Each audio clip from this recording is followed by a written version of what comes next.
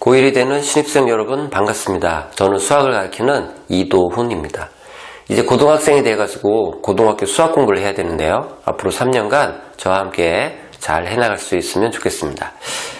주변에서 듣는 것처럼 고등학교 수학이 그렇게 어렵지만은 않다라는 것을 먼저 얘기해 주고 싶고요. 우리가 어떻게 하면 고등학교 공부를 잘할 수 있는지 그거에 대해서 오늘 한번 얘기를 해보겠습니다. 먼저 우리가 중학교 1학년이 됐을 때 어땠는지를 좀 생각해보면 지금 고등학교 공부를 시작하는 이 시점에 좀 도움이 될 것 같아요. 중학교 1학년 때 어땠냐면 수학 공부할 때 아마 대부분 학생들이 기분이 나빴을 거예요. 왜 그러느냐? 10문제를 풀면 반은 틀렸어요. 왜 이렇게 많이 틀렸을까? 초등학교 때는 10문제를 풀면 보통 10에서 9문제는 맞았어요. 그래서 학원을 다니든 집에서 공부를 하든 공부만 좀 하면 8, 90점이 충분히 나왔단 말이죠. 근데 중학교 1학년을 딱 갔는데 계산하면 이렇게 막 틀려요. 왜 그랬냐? 초등학교는 우리가 어떻게 계산했었냐면요. 만약에 어떤 문제를 더해가지고 답을 냈는데 그게 틀렸다라고 하면 학생들이 빼요. 그럼 답이 맞아요. 곱해갖고 답이 나왔는데 그거를 틀렸다. 그러면 다시 풀려고 그러면 나눠요. 그럼 답이 맞아요. 그러니까 초등학생들은 내가 이 문제를 풀 때 왜 곱해야 되는지 왜 더해야 하는지 정확하게 모르고 그냥 연산을 했다란 말이죠. 근데 중학교 때 오니까 물론 그런 기본적인 연산들이 있지만 마이너스 부호, 문자, 루트 이런 것들이 막 나오니까 헷갈려지기 시작한다는 거죠. 답이 명확하게 끝나는 게 아니라 뭔가를 더 계산하고 자, 이런 게 있어가지고 우리가 10문제를 풀면 5문제 맞고 5문제 틀리고 막 이런 식으로 했다는 거죠. 그럼 이제 고등학교 수학은 어떻게 되느냐? 고등학교 수학은 예를 들어서 세 가지를 배워요. A, B, C. 세 가지를 배우는데 이 세 가지가 시험에 안 나와요.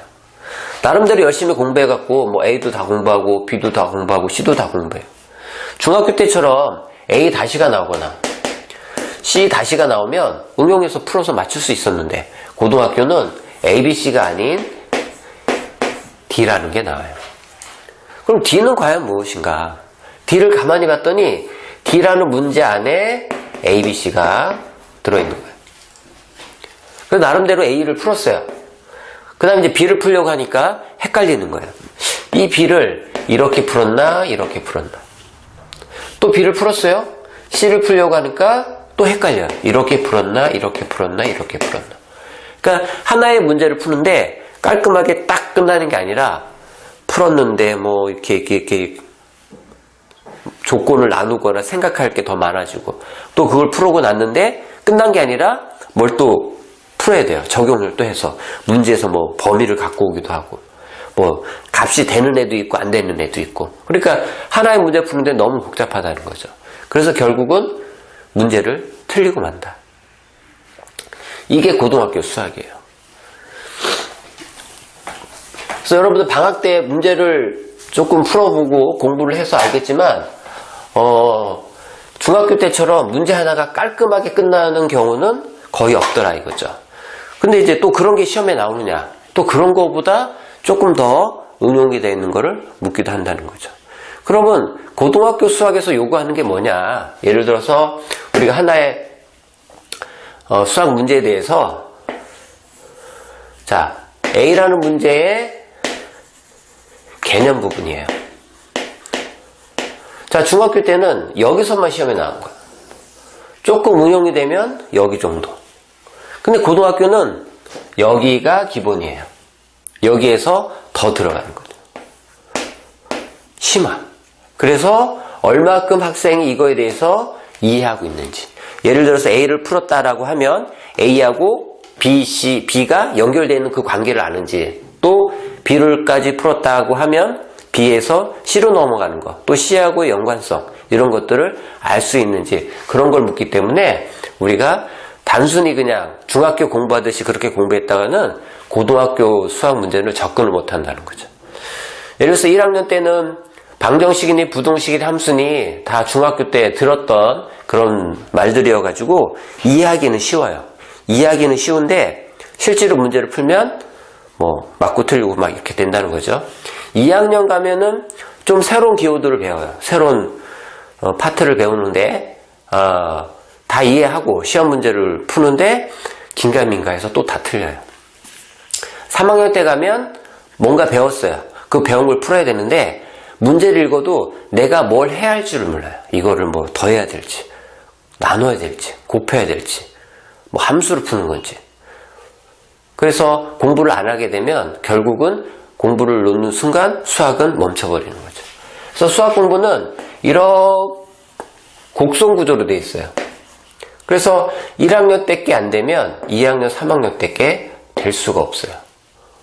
예를 들어서 이게 1번, 2번, 3번 이렇게 해갖고 이게 10번이라고 하면 이 10번 문제라는 거는 2번하고 5번하고 7번이 혼합된 문제다 라고 했을 때 내가 만약에 3번이 좀 안 돼 있어요. 3번이 항상 헷갈려. 그러면 3번하고 연결된 문제들은 다 틀릴 수밖에 없는 거예요. 그래서 간혹 어떤 학생들은 뭐 1학년 건 수능이 안 나오니까 2학년 때부터 열심히 공부해야지 이런 친구들이 있는데 큰일 나요. 그러면 1학년 때부터 기초를 차근차근 다져야지만이 우리가 어느 단계에 있는 어려운 문제들을 풀 수 있다라는 거죠.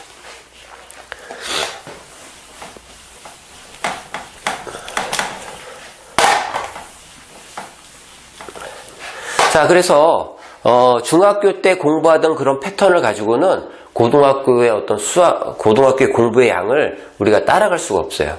여러분도 공부를 어떻게 하냐면 대부분의 학생들은 요일별로 해요. 예를 들어서 월요일, 수요일, 금요일 이렇게 수학을 공부한다고 하면 뭐 우리가 수학 숙제를 하던 수학 공부를 해야 한다라고 하면 대부분의 학생들은 언제 공부를 하느냐?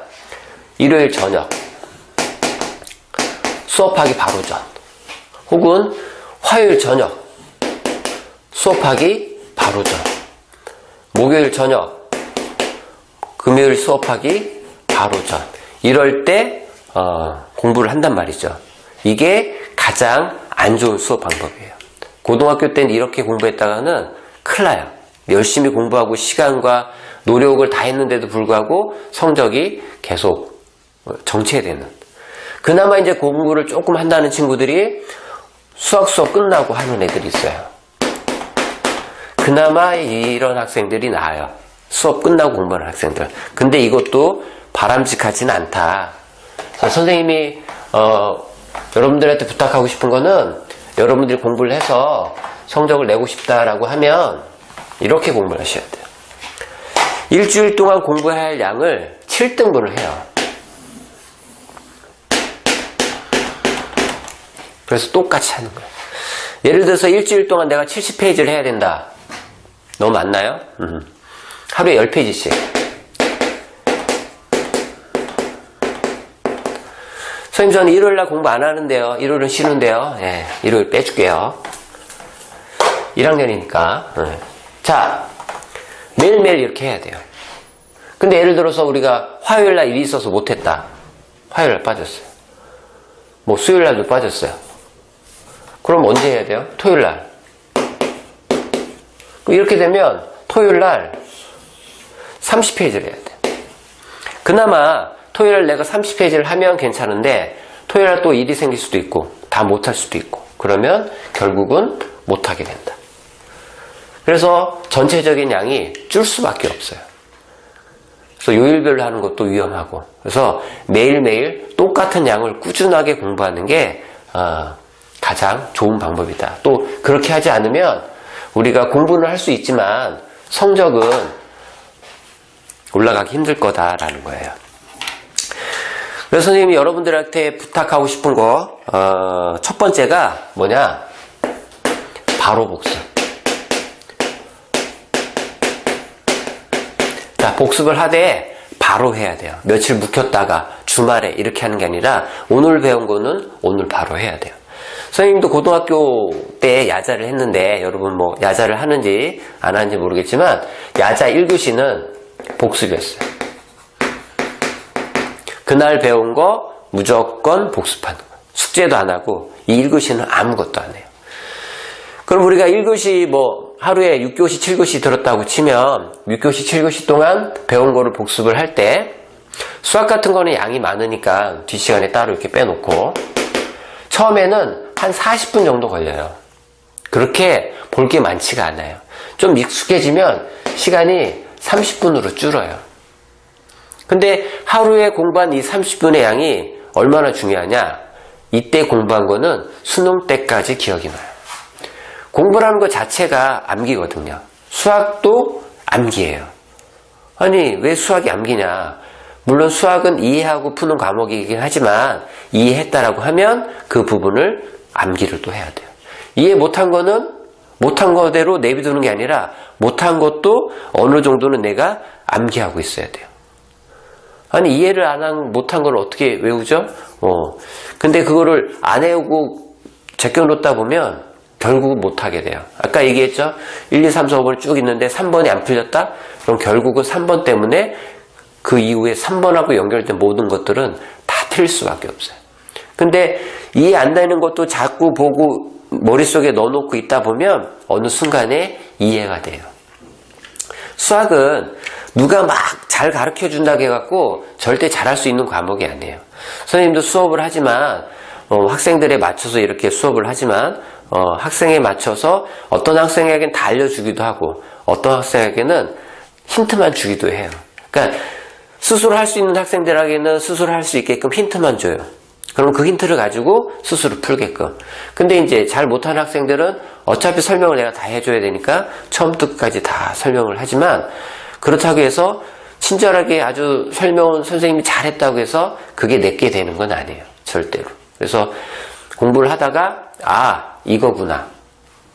이렇게 푸는 거구나. 그런 라는 감탄사가 나오면 그때 바로 그 수학 문제가 내게 되는 거예요. 그럼 그 문제에 연관돼서 나오는 모든 문제는 내가 다 생각을 적분해서 풀 수 있다라는 거죠.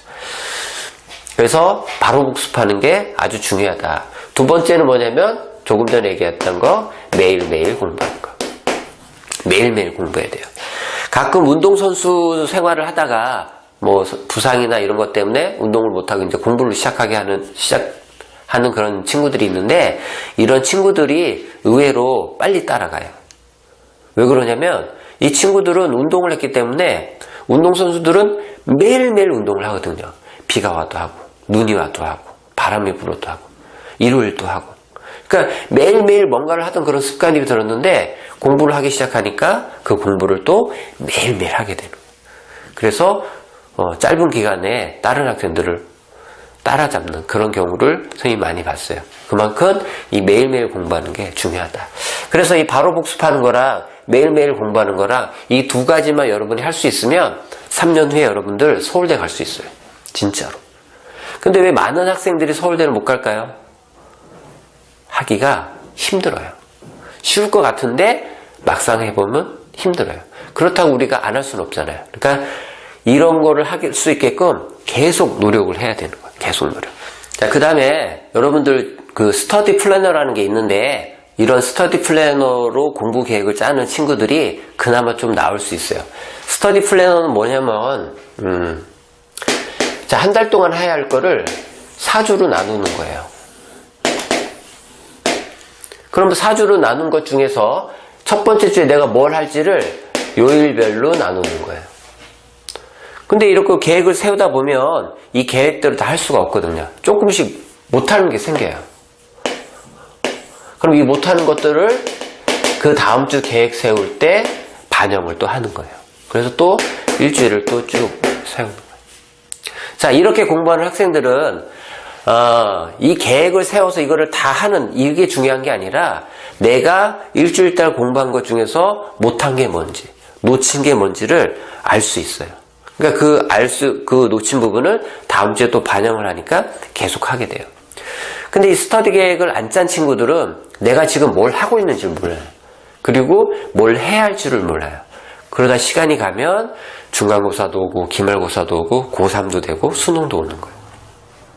그래서 스터디 계획 플래너 짜는 이 연습을 지금부터 조금씩 해놓으면 공부할 때 조금 도움이 되겠다 그런 거 말씀드리고 싶습니다. 그 다음에 또 한 가지 당부하고 싶은 거는 수학은요 수학 문제를 많이 풀어가지고 해결될 수가 없어요. 예를 들어서 만약에 그렇다라고 하면 재수생 형 누나들은 3년 내내 수학 문제를 풀고 재수하면서 시중에 있는 문제를 다 풀었는데 수능 보면 성적이 그렇게 잘 나오지 않아요. 그러니까 문제를 많이 풀었다고 해서 내가 다른 문제를 풀 수 있는 건 아니에요. 그럼 수학은 어떻게 해야 되느냐? 개념에 집중해야 돼요. 개념. 다 아는 것 같지만 그 개념을 반복해야 돼요. 그래서 수학에서 제일 중요한 거는 반복이에요. 반복. 어떻게 될 때까지 내가 이해하고 그 문제를 외웠을 때까지 반복을 하는 거예요. 여러분들이 좋아하는 어떤 것이 있다라고 하면 예를 들어서 뭐 연예인이라든가 아니면 여러분 뭐 취미생활이라든가 그 분야에 대한 용어나 뭐 연예인들 이름이나 이런 신상 같은 것들은 여러분이 의식하지 않고도 다 외우고 있어요. 내가 막 종이에다가 막 써가면서 막 외우지 않아도 아 이거는 이거, 아 이거는 이거 자동적으로 외워진단 말이죠. 왜? 관심이 있으니까. 근데 수학은 여러분들이 관심이 없어. 그러니까 선생님이 외우라는 것도 안 외우고 있어. 그러니까 갈수록 수학이 어려워지는 거예요. 사실은 수학은 그게 아니고 수학은 그래프가 이런 식으로 된 거기 때문에 이 앞부분만 되면 이 부분도 다 풀어요. 그러니까 이 뒷부분으로 갈수록 사실 풀어야 할 거는 얼마 안 돼. 근데 이 뒤에서 뭘 묻냐면 여기 것도 묻고 여기 것도 묻고 계속 묻는 거예요. 예를 들어서 우리가 1부터 10까지 어떤 단계를 배웠다라고 하면 뭐 이렇게 쭉 있다. 최종이 10단계에 아주 어려운 문제가 있다라고 하면 자 1, 2, 3단계는 아주 기본적인 거 4단계에는 얘를 갖고 와서 이렇게 플러스를 하는 거예요. 5단계는 1하고 2를 같이 플러스를 시키는 거죠. 뭐 이런 식이에요. 그럼 나중에 이제 10단계 문제를 푼다는 건 10단계에서는 뭐 3하고 5하고 뭐 6하고 이런 것들이 결합되어 있다라는 거죠. 근데 내가 예를 들어서 5단계를 잘 이해를 못했어. 그럼 5단계가 걸려있는 문제는 다 틀리는 거예요. 자, 이런 구조로 되어 있기 때문에 우리가 그만큼 쉬운 문제, 개념적인 거를 계속 반복해서 내 것을 만들어야 된다는 거죠.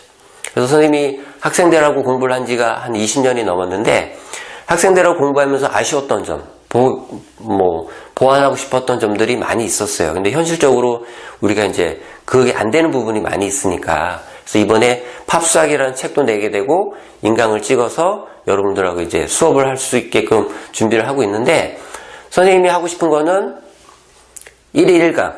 근데 1강이 20분밖에 안 돼요. 짧죠? 짧으니까 20분 짧게 듣고 나서 공부한 내용을 다시 복습하고 그러면 30분, 40분이면 끝난다는 거죠. 이거를 매일 듣는 거예요.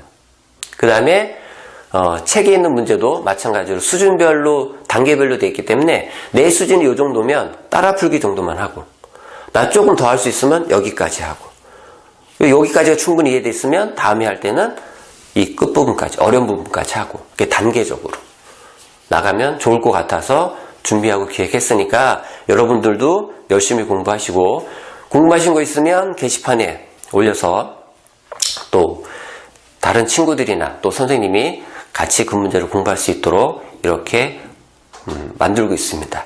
자, 그래서 오늘 오리엔테이션은 여기까지 하고요. 다음 강의부터는 또 책을 펴놓고 열심히 할 수 있기를 바라겠어요. 책은 온라인 서점이나 대형 서점에 있고요. 네이버 카페, 팝수학에서도 구입할 수 있고요. 책 뒤에 보면 수강 등록 번호라는 게 있어요. 그 수강 등록 번호를 카페에 가입하면서 등업하면서 입력하시면 여러분 강의를 기간이나 횟수 제한 없이 매일 들을 수 있으니까 앞으로 열심히 공부해서 여러분이 원하는 꿈, 여러분이 가고 싶은 대학에 꼭 갈 수 있었으면 좋겠습니다. 자, 다음 강의에서 만나요.